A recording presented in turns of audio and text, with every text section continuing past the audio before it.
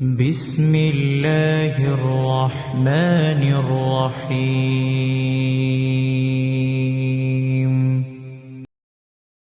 துன்பம் நடந்த ஒரு நாள் இந்த நாள்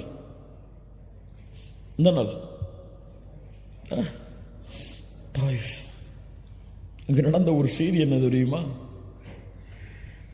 சில அழைப்பாளர்களை பார்க்கும் பொழுதெல்லாம் எனக்கு ஆச்சரியமாக இருக்கிறது.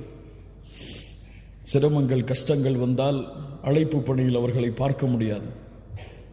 பொருளாதார நெருக்கடி வந்தால் அவர்களை அழைப்பு பணியில் பார்க்க முடியாது. அல்லாஹ் அவர்களை பாதுகாப்பானாக, நெருவழிப்படுத்துவானாக.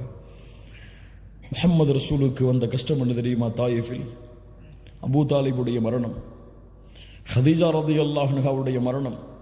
உள்ளம் வாடுகிறது. மக்கள் எல்லோரும் எதிரியாகிறார்கள்.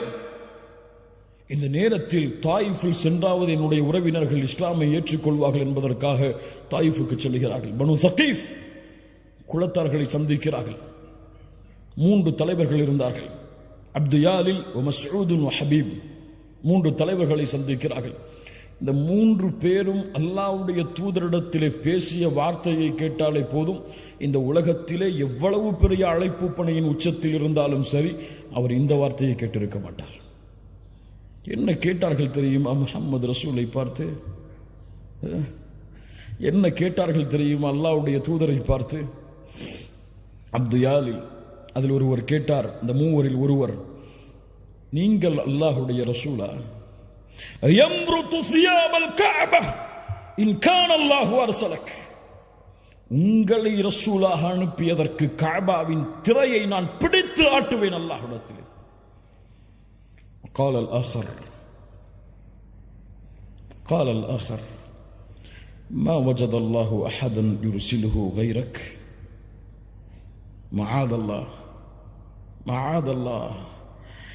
அல்லாஹ்விற்கு வேறு ஆள் கிடைக்கவில்லையா உங்களை தவிர ரசூலாக அனுப்புவதற்கு? யா அல்லாஹ். இன்னொருவர் சொன்னார், உங்களை பற்றியெல்லாம் நான் பேச மாட்டேன், விடுங்கள் என்றார். இந்த வார்த்தைகளை நாம் கேட்டிருப்போமா என்றைக்காவது? இந்த வார்த்தைக்கு பிறகுதான் 10 நாட்கள் தாயிஃபில் தங்கி இருந்து அழைப்பு பணி செய்தார்கள். அல்லாஹ் அக்பர். என்ன குணம்! என்னை மறுக்கிறீரா, என்னை விரட்டுகிறீரா? அதுவும் சாதாரணமான நாட்கள் அல்ல. 10 நாட்கள் துரத்தினார்கள் ஒரு நபியை ஊரை விட்டு. கல்லால் எறிந்தார்கள். சிறுவர்களை வைத்து மஜ்னூன், பைத்தியக்காரர், சூனியக்காரர் என்று சபிக்க வைத்தார்கள். சிறு குழந்தைகள் கற்களை எறிந்தது. ரத்தம் வடிந்தோடுகிறது. 10வது நாளில் அல்லாஹ்வுடைய தூதர் வெளியேற வேண்டிய கட்டாயம். வெளியேறுகிறார்கள். ரத்தம் சொட்ட சொட்ட சொட்ட காலுறை கலட்ட முடியாமல் ரத்தத்தால் இறுக்கப்பட்டிருக்கிறது. முஹம்மது ரசூல் தலைவர்தான்.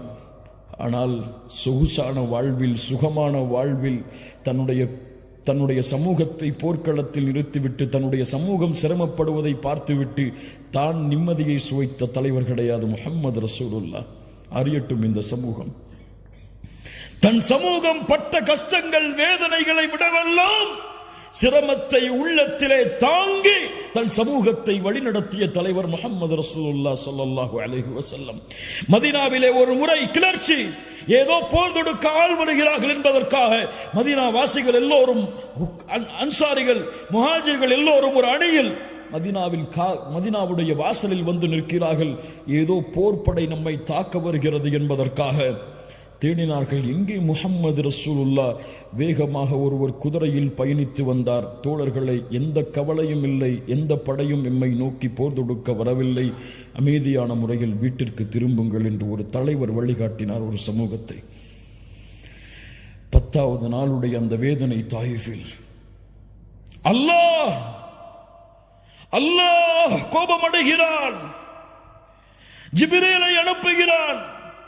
முஹம்மது ரசூலுல்லாஹ் அவர்களே, இதோ மலையுடைய மலக்குகளை அல்லாஹ் அனுப்பி இருக்கிறான். மலையுடைய மலக்குகள் சலாம் சொல்லுகிறார்கள். அல்லாஹ் எங்களை அனுப்பி இருக்கிறான். முஹம்மது ரசூல் ஸல்லல்லாஹு அலைஹி வஸல்லம் அவர்களே, இந்த தாயிஃபுடைய வாசிகளை 2 மலை குன்றுகளுக்கு இடையே வைத்து அழிக்க வேண்டுமா? சொல்லுங்கள், நாங்கள் அந்த கட்டளையை செயல்படுத்துகிறோம். அல்லாஹ் அக்பர். நினைத்தால் ஒரு வார்த்தை தான் மலக்குகள் அந்த தாயிஃபில் உள்ள எல்லா மக்களையும் மலைகளோடு மலைகளாக நசுக்கி அழித்திருப்பார்கள். வமா அர்சல்னாக இல்லா ரஹ்மத்தல் லில் ஆலமீன். அகில உலகத்திற்கும் அனுப்பப்பட்ட அந்த அருள் பொருந்திய அந்த மனிதர் பதில் சொன்னார்.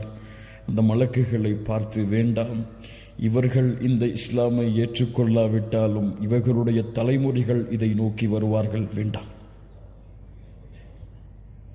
இந்த முஹம்மது ரசூலுடைய சிரமம் உங்களுக்கு தெரியுமா? உணர்ந்து பாருங்கள் கண்ணியத்துக்குரியவர்களை. இந்த வாழ்வுடைய நிகழ்வுகளை எல்லாம்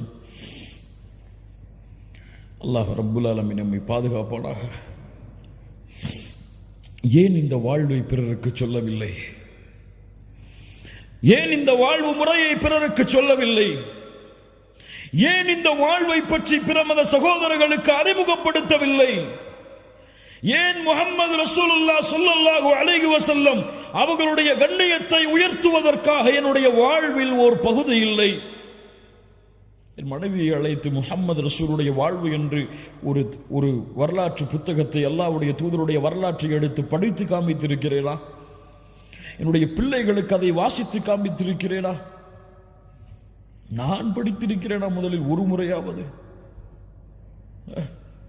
சுற்றி பாருங்கள் கண்ணியத்துக்குரியவர்களே. இந்த உலகம் முஹம்மது ரசூலின் மீது அவதூறுகளை வீசுகிறதென்றால் அந்த அவதூறுகளை அல்லாஹ்வுடைய தூதர் கூறிய முறையில் தடுக்க வேண்டியது யாருடைய பொறுப்பு? இந்த சமூகத்துடைய அழகை, இந்த மார்க்கத்துடைய அழகை, முஹம்மது ரசூல் வழிகாட்டிய இந்த மார்க்கத்தில் இருக்கக்கூடிய பியூட்டியை, அழகை மக்களுக்கு காட்ட வேண்டியது யாருடைய பொறுப்பு? ஆம், அவர்கள் எல்லோரும் இந்த இஸ்லாமிய மார்க்கத்தை ஒரு தீவிரவாத மார்க்கமாகத்தான், முஸ்லிம்கள் எல்லோரையும் விரோத போக்கில் தான் பார்க்கிறார்கள், உள்ளத்திலே அப்படித்தான் பதிந்திருக்கிறார்கள் என்பதற்காக நான் மௌனம் காத்தால் எங்கே அல்லாஹுடைய மார்க்கத்தை அவர்களுக்கு எடுத்து வைக்கக்கூடிய முறையில் சேரும்? இந்த இஸ்லாமிய மார்க்கம் அழகானது, இந்த இஸ்லாமிய மார்க்கம் மகிழ்ச்சியானது, இது இந்த துறைகளை எல்லாம் அப்பாற்பட்டது என்று அவர்களுடைய உள்ளத்திலே இருக்கக்கூடிய விமர்சனத்தை அகற்ற வேண்டிய சமூகம், அவர்கள் விமர்சித்தால் அவர்களை பதிலுக்கு விமர்சனம் செய்து சண்டைகளையும் விரோத போக்கையும் அதிகப்படுத்தக்கூடிய வேலையைத்தான் செய்கிறதை தவிர நேர்வழியில் சென்று அவர்களை நேர்வழிப்படுத்த வேண்டும் என்று இந்த உலகத்திலே முயற்சிப்பவர்கள் இல்லா மாஷா அல்லாஹ், அல்லாஹ் பாதுகாப்பவர்களை தவிர.